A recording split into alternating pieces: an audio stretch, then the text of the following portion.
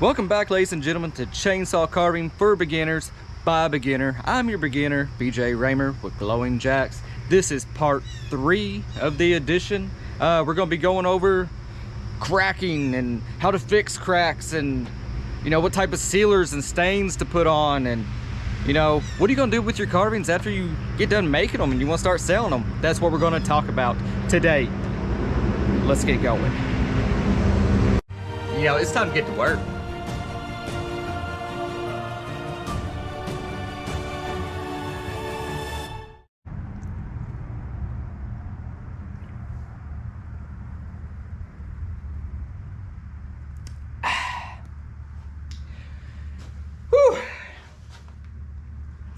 This right here, it just touches your soul in the morning time. You feel that sweet nectar just hit the tip of your tongue and you're like, bam. Yeah. Anyways, we're gonna start off with cracking. You see a lot of things out there, you know, like how do I fix my cracks? I have a video on cracks. Ryan Cook has a video on cracks. I think Cal Hall, Jordy Johnson, Chad, they all have videos on cracks. So I'm not going to dive too deep into these on how to fix cracks and checks and, you know, the splitting of your woods. We've already kind of talked about that on how to take care of your woods on my last episode. The more you keep them out of the sun, the more you keep them covered, the better off you're going to be. That's just part of it. The sun heats up the outside, makes it want to shrink a lot sooner or a lot faster. The inside's still wet, so that's how you get your crack, okay? That's where it comes from. It just happens. It's part of it. And that's what I'm going to show you on this tree right here. We're just going to do a quick little, Christmas season's coming up. It is, what is today? Today's 25th of October. Yep, Halloween's coming up. I'm not doing too much of the pumpkin stuff right now anymore. Definitely done with growing pumpkins, things like that. And starting to get into, you know, I'm filling orders right now and trying to work on Christmas trees on the side, if that kind of makes sense. Get ready for November and start releasing those bad boys. But yeah, this is one of my Christmas trees I did the other day. Kind of letting it dry out a little bit. A simple design, they want it painted. I'll talk about the sealers and stuff on that, you know, what I'm gonna be doing to it. But as you can tell, this one has cracks down it. You know, right here it has a nice big crack on it. This wood's been sitting out for probably about a year, you know, maybe a year plus. Just been sitting in my pile. You know, it's a 3.5, 4 foot piece of log. I cut it in half, has some cracks in it. Okay, now if I wanted to, I'm not gonna fix this tree. I like the crack in it. I'm gonna leave this. This is gonna be part of my artwork in it. I actually am enjoying this crack. Now I may re-support it in the back and throw some screws in, and I'll tilt it around here in a second.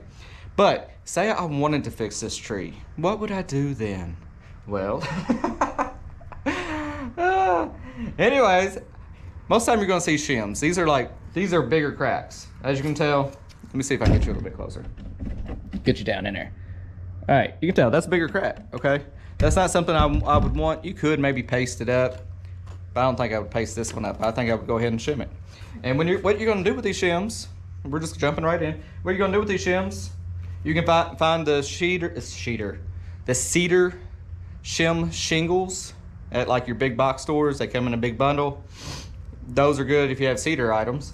You can also find, you know, pine, something, you know, just try to find something close to the color of the wood, okay? You're pretty much gonna place this in. I mean, did you see that? Let's get a different angle. Right there, okay. Boop, boop. Okay, I think we got it. Technical difficulties. All right. Shim, plop it in. Pretty simple. But what you're gonna do with that a little bit more, some people kind of beat them in. I don't really recommend beating in your shingles. You know, maybe like a light tap, just to kind of get it seated in. And once you kind of figure out what size, you know, shingle you're gonna, what size you're gonna be kind of using, you know, then you can maybe cut it up a little bit, kind of make it fit a little bit closer to how you want it to fit. But you're gonna take your shim out. Get whatever type of wood. This is I'm just gonna tell you what it is, just so you just see what I'm using. It's just the Wood Glue Max, the Carpenter's Edition. It almost has like this is in my other video. I still use it. I've had pretty good luck with it, so I'm gonna kind of stay with what I'm having luck with. A lot of people use Gorilla Glue. Some use epoxy. I don't know. I use this. It says it's stainable, and it seems to hold up on stain pretty well. It doesn't really soak up, but it allows it to lay on top, if that makes sense. And it doesn't wipe off. So it does absorb into it a little bit. It almost has like a sawdust in it. If that's kind of hard to you'll know what I'm talking about if you use it. So what you would then do, I'm not gonna do it on this one. You know, put your glue, both sides, over top of your shim, and stick it in. Maybe a little boop, boop, boop, boop, light taps. Bam. Let it dry. And you're just gonna keep on carving if you need to keep on carving. Let that dry for a couple days. You know, don't get in too big of a rush. Right now, it's especially this time of the year. You got so much humidity in the air. Your drying times from the cold weather. Everything's going to be a whole lot slower this time of the year. Things are getting colder. Things are staying wetter. It's not as dry. You know, dry air. Yeah, it's just going to take longer to dry on certain things. I recommend definitely taking your time when it comes to doing this stuff. But yeah, you could put shims all the way down this thing if you wanted to, and you know, let this all dry, come back with a grinder or some type of sanding device, start cutting these back off, reshape where you had it, bam, Bob's your uncle, done. That's pretty much about cracks. If you see the other video I did on, you know, cracking, I think it's in my how-tos on YouTube. You know, you can mix a paste with sawdust and your glue. Mix for your like smaller checks if you wanted to fill them in. Okay, that's just whatever you want to do. If you want to fill them in, make a paste. I'll show how to do that. But fine sawdust, make a paste, shove it inside the cracks. You know, push it down deep. I guess you could almost do that with this on some of it, but some of it's pretty big, so I wouldn't do it on all of it. You know, push it down into that crack. Let it harden up. Reseal it, shape it. Good to go. Okay, that's all we're going to talk about on cracks today. There's just too much. There's a lot of information out there. Hopefully that gives you a little bit of insight on how I would do it. And moving on. We're moving on now. Moving on. Moving on.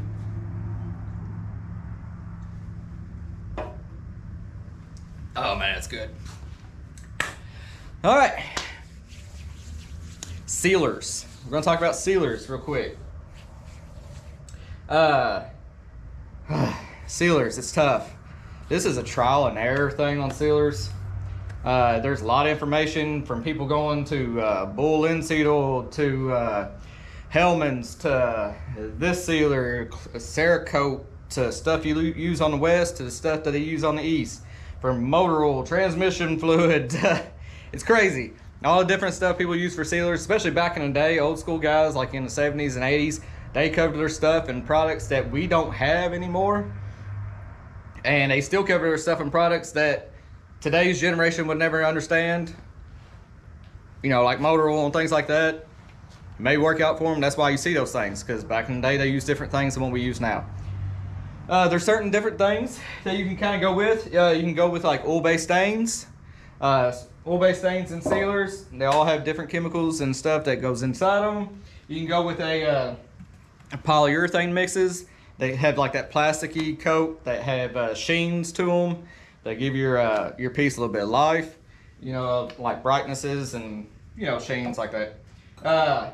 You can go with water-based sealers.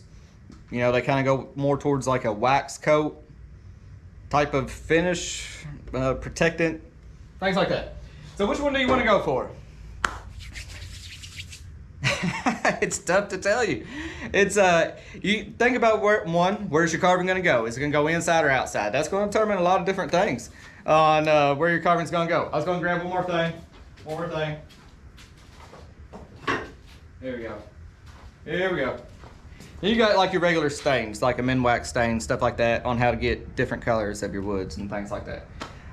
Stains come in water-based, oil-based, whatever you prefer, like the cleanup method. If you want to clean it up with water, if you want to clean it up with solvents like mineral spirits or something like that. As far as like longevity and stuff of which products, I stick with more oil-based products. Yeah, that's just me. Some people like the water-based stuff for easier cleanup and things like that. I don't have a lot of experience with water-based. I stayed more towards oil-based stuff, and it's not like a, you know, like I hate the water-based stuff. I'm just not familiar with it as much. I use the more oil-based stuff. You know, my thinking is like oil's hard to get off of stuff. You know, water, I don't know. I just do that. I think in my mind frame, it works better. But, and you know, at a certain point in time, you know, oil-based stuff may have worked better than water-based products, but they've been really beefing up the water-based product game. So like some of the newer stuff, I would say like, yeah, it's probably top notch now. There's probably not that much of a difference versus it's just what you're used to using. So your preference on that. I can't physically sit here and say that one is better than another because I don't have the statistics or data. I'm just going to tell you what I use, okay? What do I use?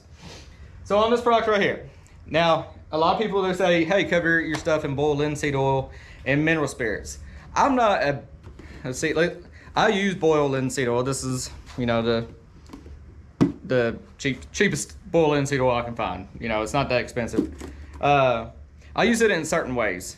I don't use it on all my products or on all my carvings. I don't really care. It doesn't give a lot of color. It does do some protecting. It doesn't do a lot of UV protecting. Keep that in mind. Some people have said that they've had problems with, you know, bugs coming after it and stuff like that. I haven't seen anything like that.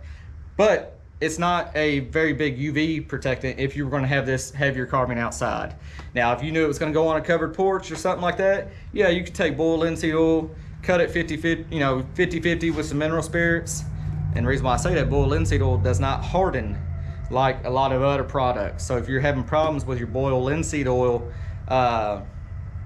staying sticky on top, it's because you're not cutting it, okay? You really may want to think about cutting it to a certain, whether it be like a three parts boiled linseed to 1 part thinner, you know, mineral spirits. Well, let me grab it real quick.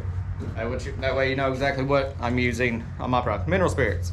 Brands, I'm not worried about brands. But, you know, I have done that a lot, especially on the ends of my logs. I think that's a good thing to do. I think it does help slow down the cracking, and it does give some protectant. It helps the water shed off of your carving. It's not a bad idea, okay? It's not bad. I don't think it's the best, but I don't think it's the worst.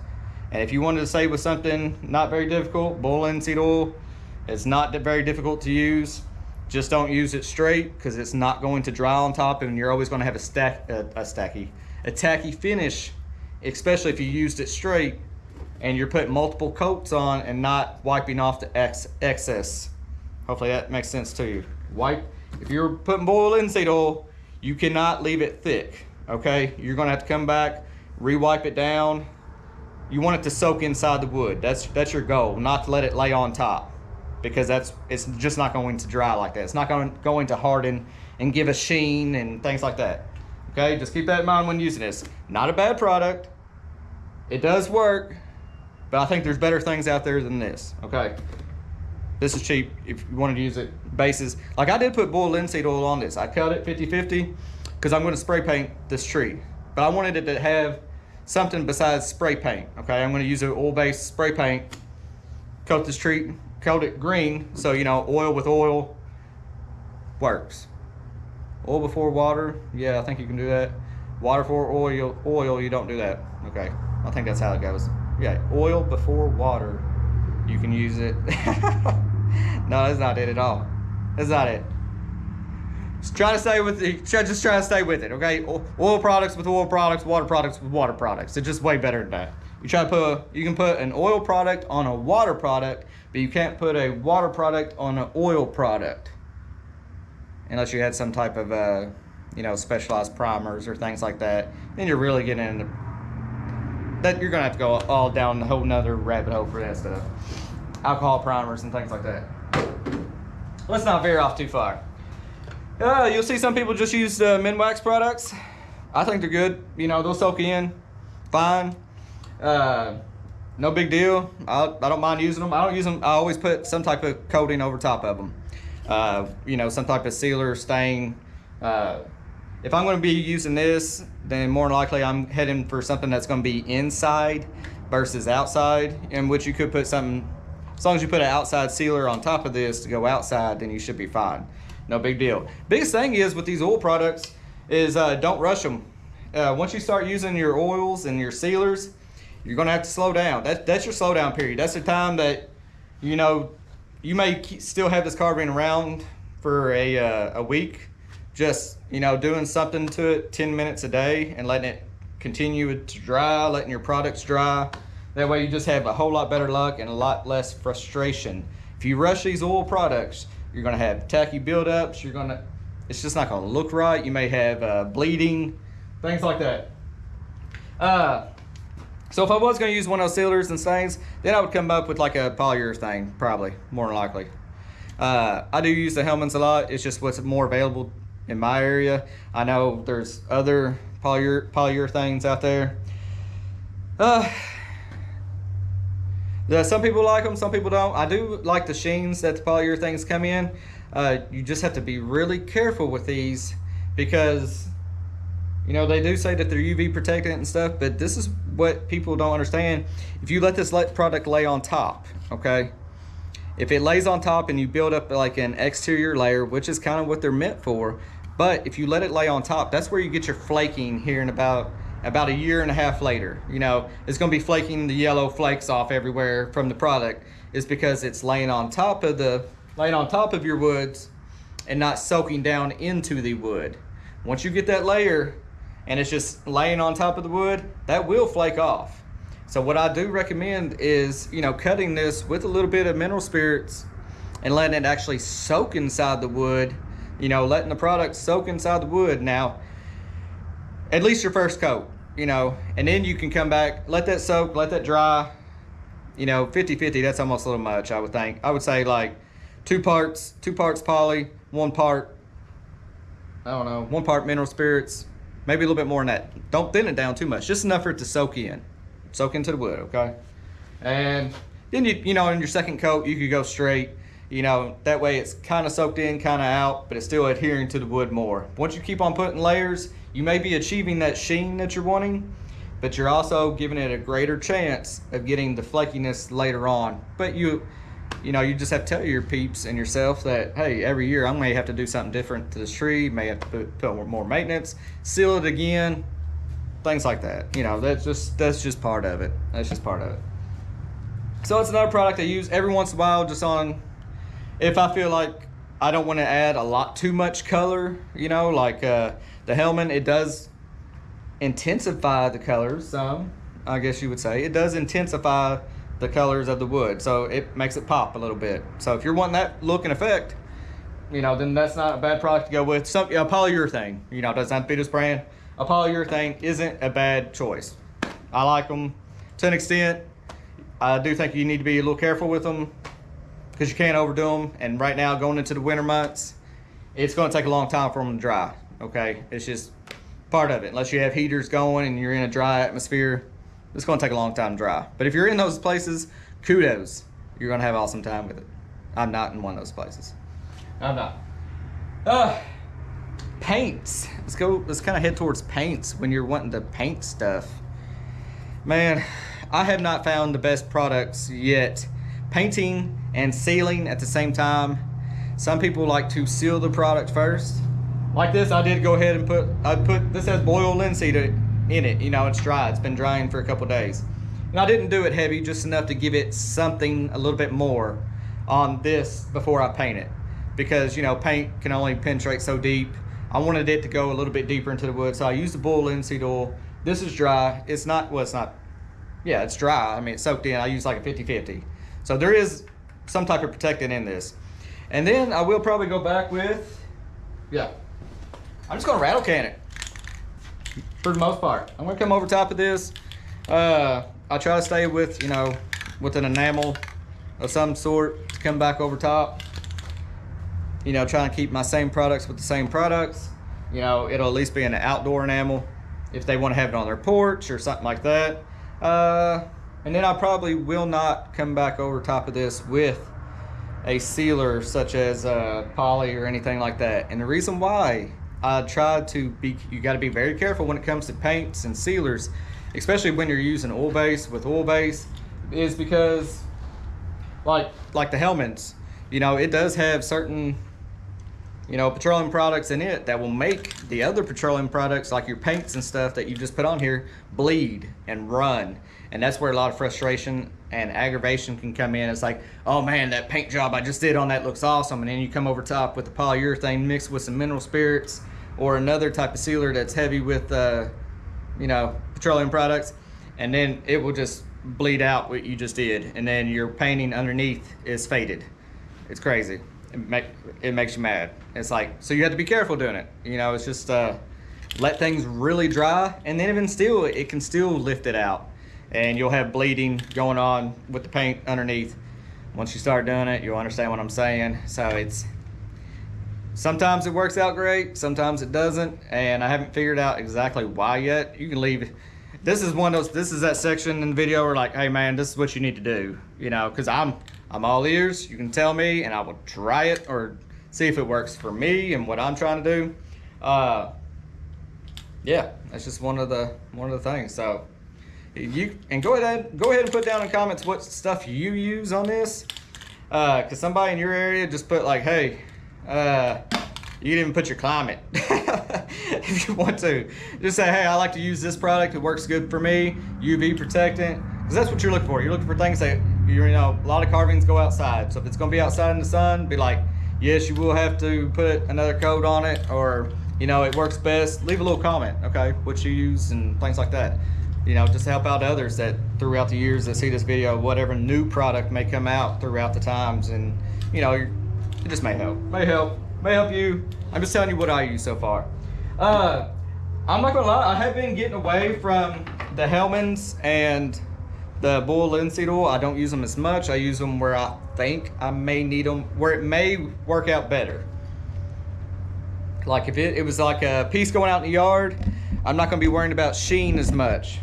And because it may be a piece away from somebody's house a little bit more, or, you know, out in the weather, the sheen I'm not worried about as much. Something that's gonna be at a front doorway, yeah, I may want that thing to sparkle a little bit, you know, really give off the detail. So that's why I may go to more with something that's sheen based.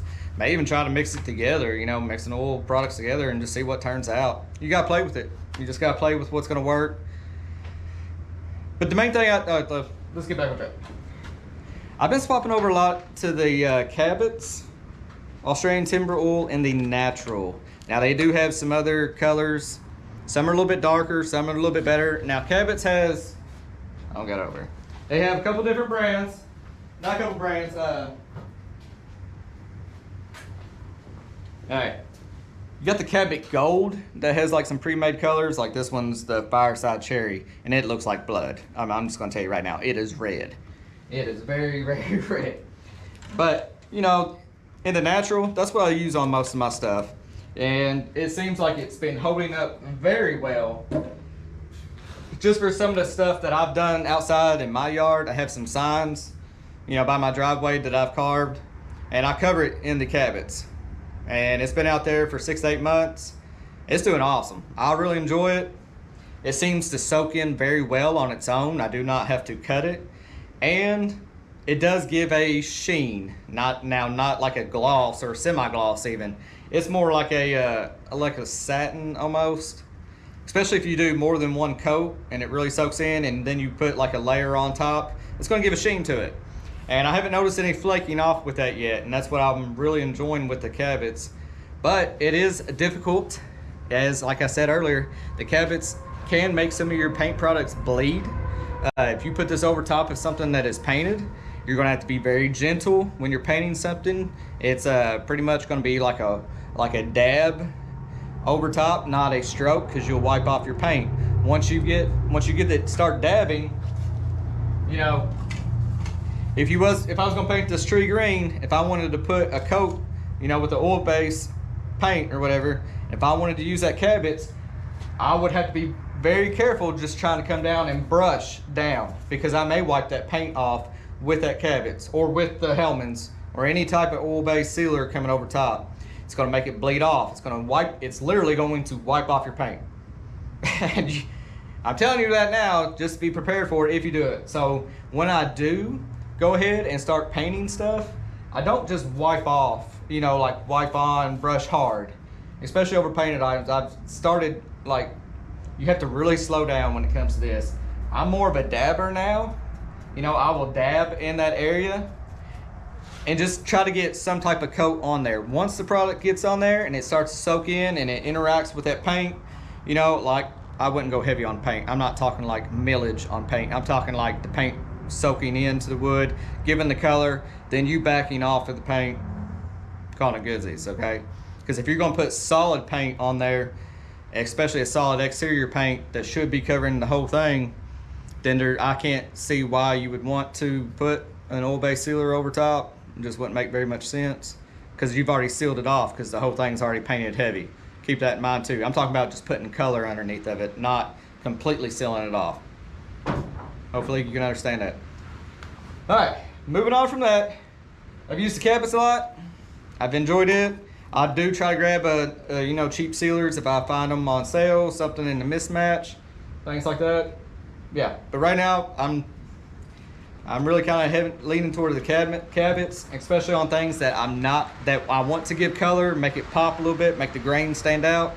But also, it seems to have some really good UV protectant. Man, it's starting to rain hard right now. Yeah, you may be able to hear that. Anyways, that's it on the cabinets. All right, that's pretty much it on your sealers too. Sorry, no message. That's pretty much it on the sealers too. I mean, this is gonna be trial and error on a lot of it. These are just things I use, things that I really like, things that seem to work for me. And right now, I try not to use too much paint. I may use some black highlights. Be careful around the black part. You know, do the dab on them, not the white, if you're gonna use something. Oh, I've had people ask about my sprayers and stuff. I do use an airbrush. It's just a cheap Harbor Freight airbrush. You see me do that a lot in my videos.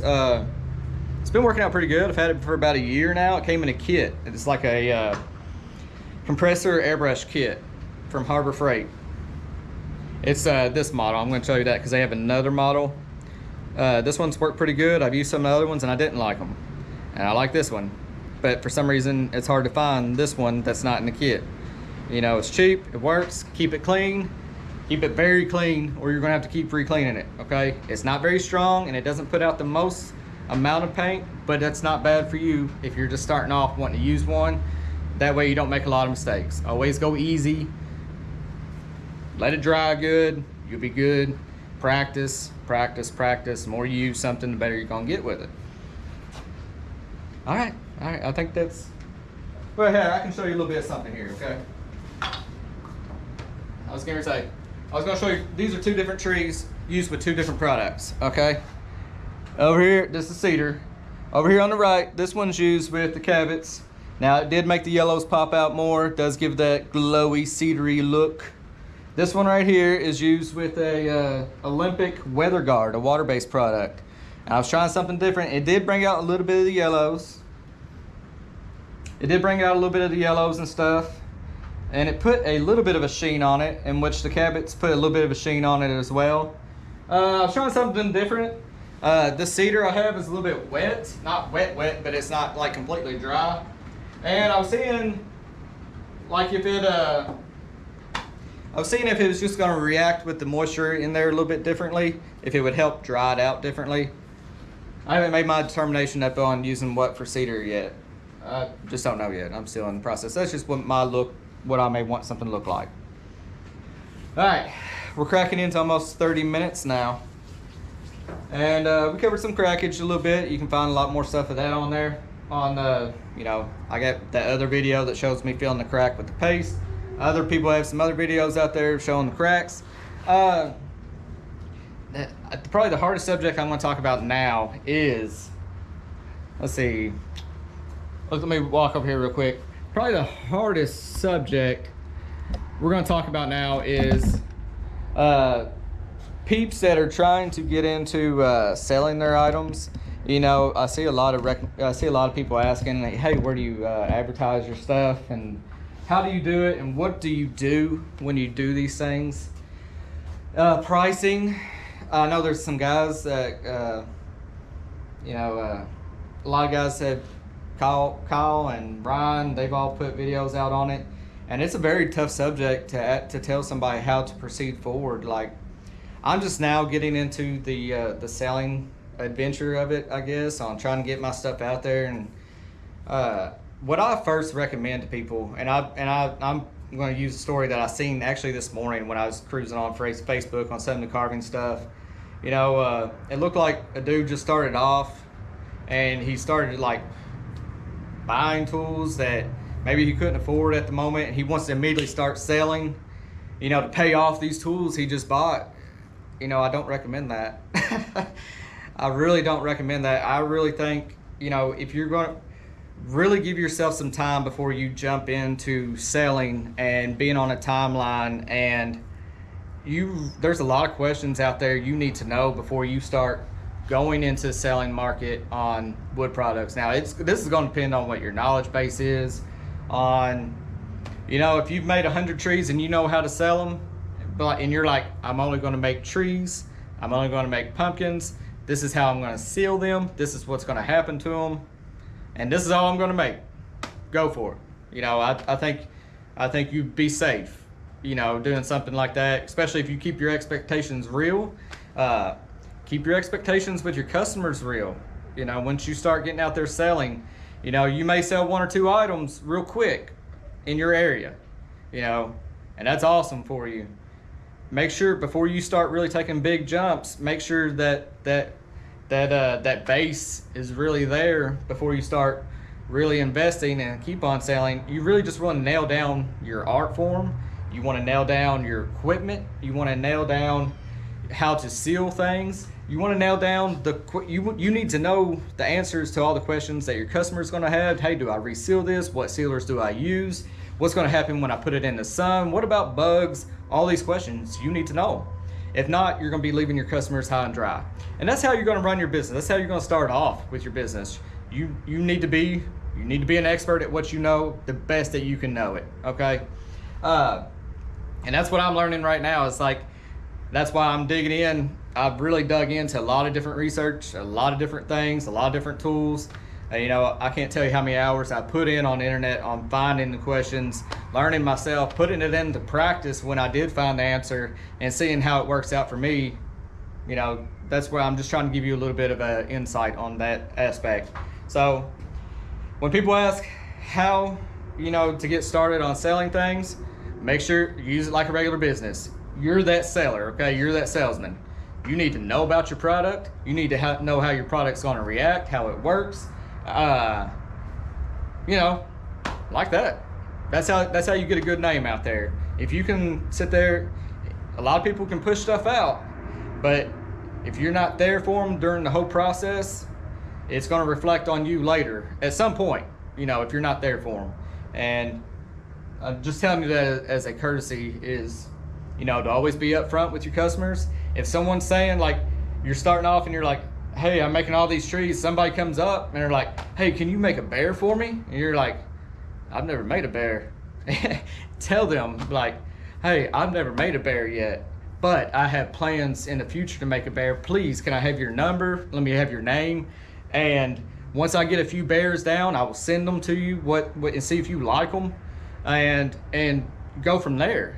Get your experience under, let them know that your style is going to change over a certain amount of time, and that will kind of let them know, that gives you a heads up, like, hey, I got somebody that may be interested in a bear. Maybe I need to start working on bears a little bit, get my feet wet, and then start getting them the way I like them, my style, things like that. That's just something to think about.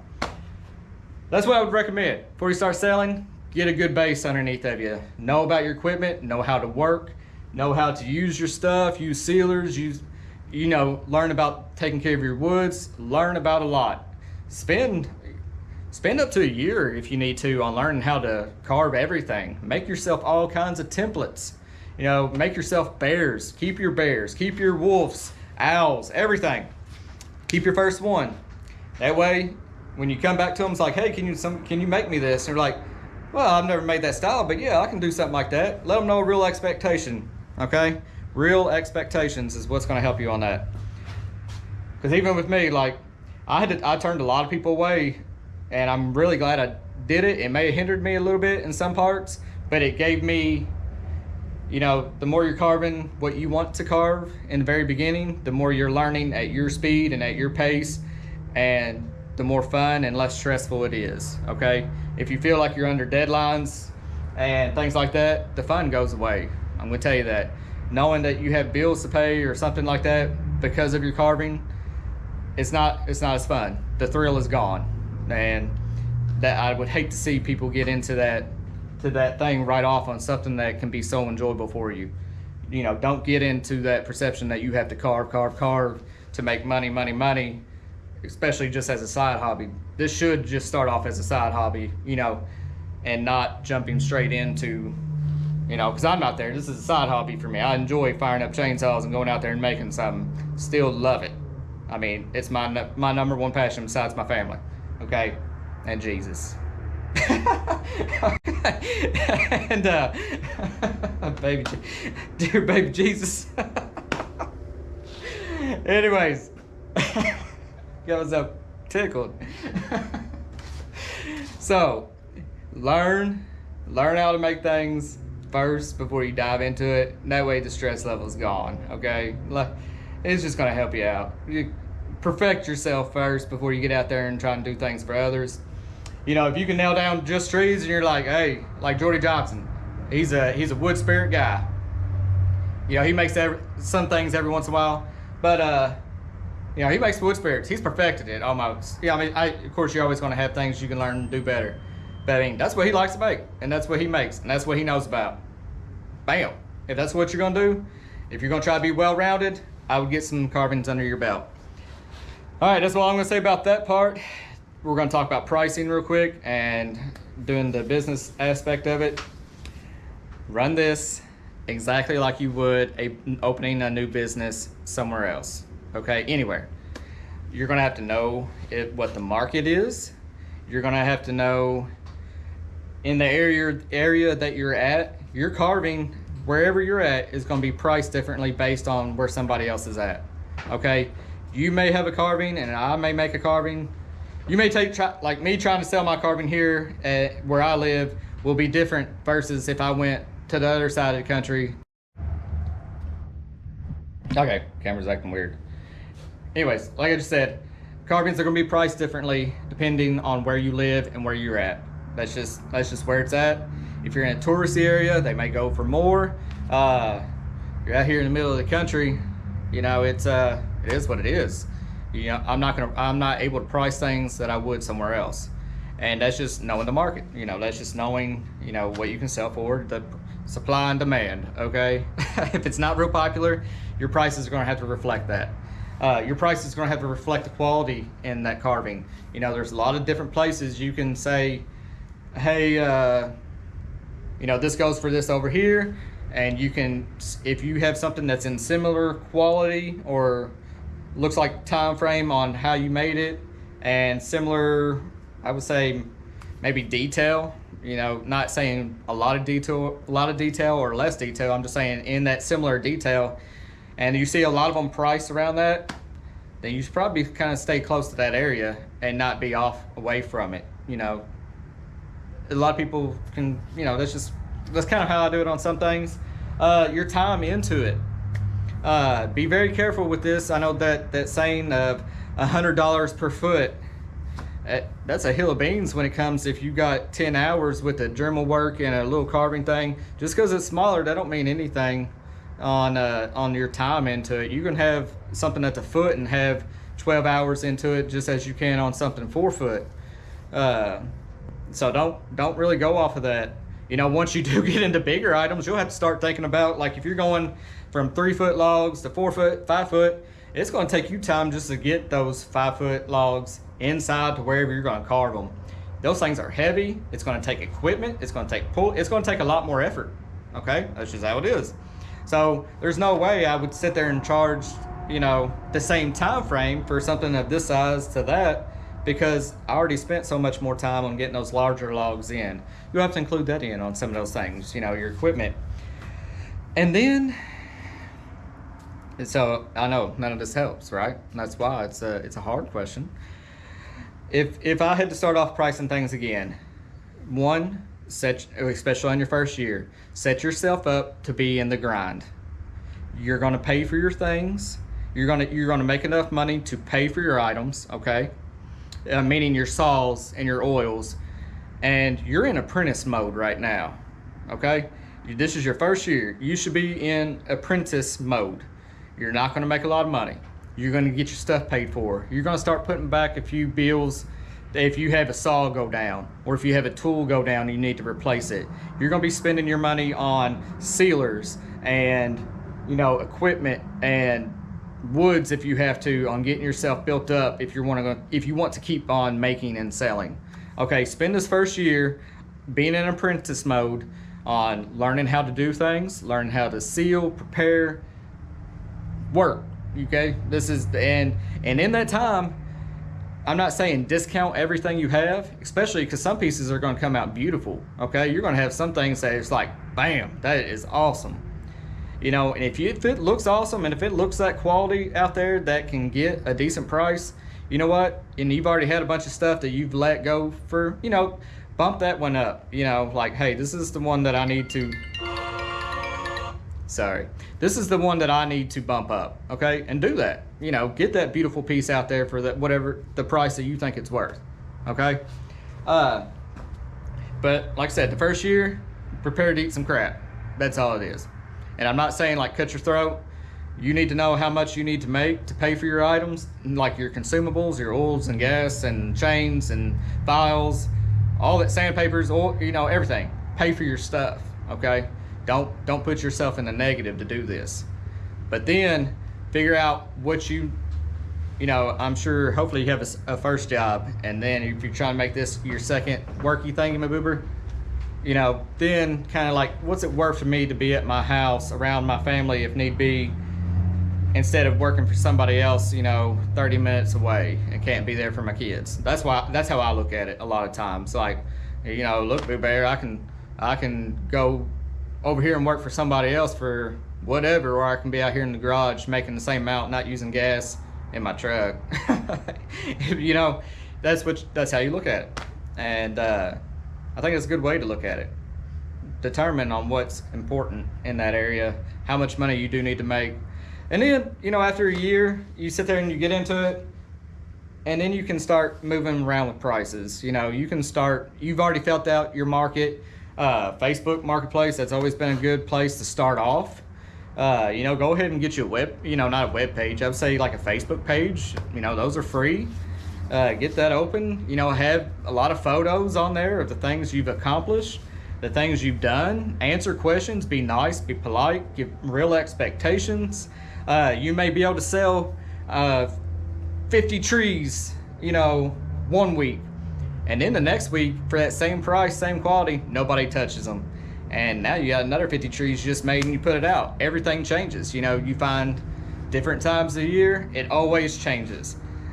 Keep that in mind, okay? You can make 100 trees or 50 trees, whatever, but it's almost like a week-to-week thing. You have to change things up, go a different route, different looks, you know, things like that. Just keep that in mind. I think the market's always changing. Your prices may change.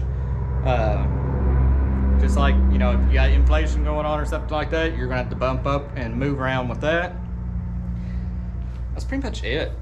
You're just gonna have to feel around for a while. You know, your first 2-3 months when nobody knows you, try to go for quality versus quantity. That way, if you're putting out there that's quality, your name is gonna spread like wildfire, okay? If you're putting out beautiful things, reasonably priced, at first, and not going by everybody else's gimmick or whatever they're doing. I'm not saying gimmick, I'm trying to be respectful. It's your first year, you're in apprentice mode. You can't go by what pros are doing, okay? I don't think they can, unless you just putting out pro quality stuff, then by all means, go for it. But, you know, you're apprentice. Use apprentice prices. You know, even I'll do it. You know, there's certain things that like, hey, I do have a price range like hourly. In my head, it's like, I have to stay within this hourly. You know, so much of this hourly price takes care of my saws. The other one is for me to enjoy my time doing it, okay? It's just part of it. You're gonna have to figure that out for yourself in your area, because that's the biggest factor. It's like if I went to the mountains and started trying to sell my stuff, I would probably make more in the touristy mountain area versus I do, you know, where I'm at in my part of Kentucky. Just is what it is. But, you know, stay in the price range where you can sell things, you know, make some money from it, invest back into yourself with your equipment, your tools, you know, put a little bit back to make sure if you have a saw go down, cover that saw like that. Yeah, that's pretty much it on like the pricing part of it. I know nobody ever gives you a straight answer. Nobody, including me, because there isn't a straight answer. I do try to look at other people's stuff on like Etsy and stuff, and I try to stay kind of close to them. You know, some things I can't match them. They may have a different setup than I have. Some things, I look at some things and I'm like, well, they're definitely including shipping and stuff in on Etsy. I don't sell off Etsy just because I don't do a lot of smaller items. I don't want to pay for shipping on it. I sell locally in my area right now. I don't try to go outside of my local area. That's just me. I don't think it, maybe later on, maybe, I don't know. If I was trying to do it more full time or something, but I'm not. This is what I do on the side. I come home, carve. I like to do it. That's just what I like to do. That's pretty much it on it. Treat it like a normal business. Find out, you know, supply and demand. What are people willing to pay? You can stay in that guideline. Make sure you have a good product for them. Make sure your customer's well informed. Make sure you know about what you're selling. Give them real expectations. Give them real expectations of what you can do when they start asking for certain items or bears or carvings. Tell them, be like, hey, have you been to my Facebook page? Have you seen the photos of the things I do? Let them know, you know, like, hey, this is going to be off my style. You can hand me a picture on things you want, but I'm not going to be able to recreate what you're wanting. And tell them that flat out. That way they have a real expectation. Say, this is my art, this is my carving, this is what I'm going to do, okay? Make sure, real expectations. Tell them that, real expectations. And the last thing, I think we kind of covered all that. I don't think there's really much more to tell you. It may pop in my head later on. Yeah.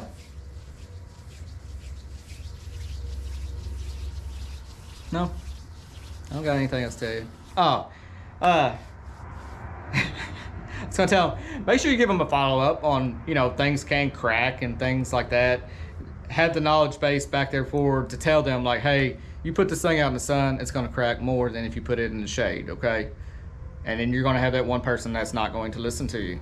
And then they're gonna ask, like, hey, why is this thing cracking all over the place? And then you politely tell them, like, listen, if it's in the sun, this is a live, you know, not live wood, but it's a wood carving that will continue to move with the elements of the world and blow their mind. And be like, and then you be like, did you put it in the sun like I told you not to? And they'll be like, no. And be like, take me a picture and see where it's at.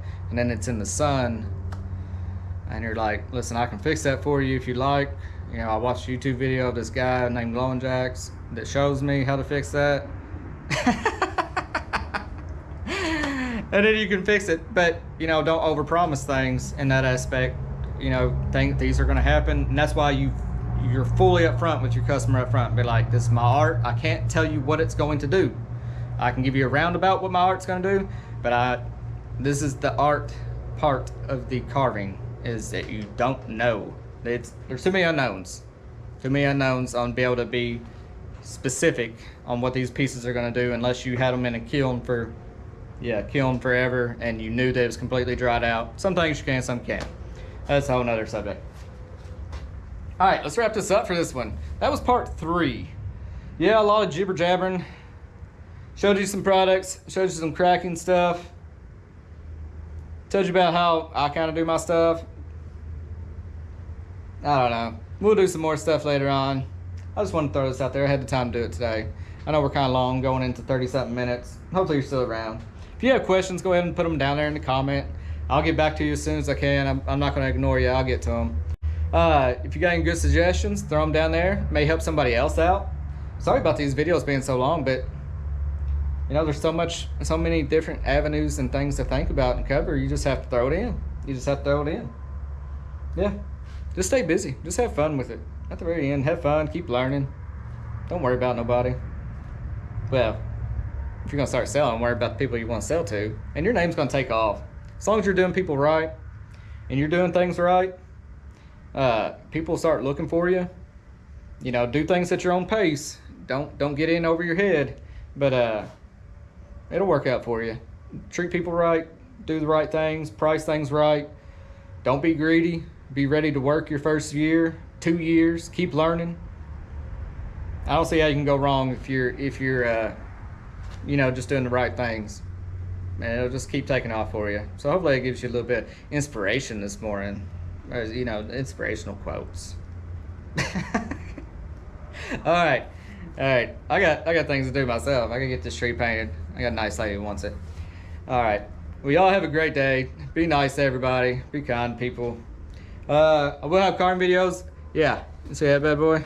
Grinder. I may do a video on that, on how I hurt my finger. So that's why I haven't been doing any carving videos yet. So that's why I was doing this. Got hold of grinder. Stitches. Yeah, exactly.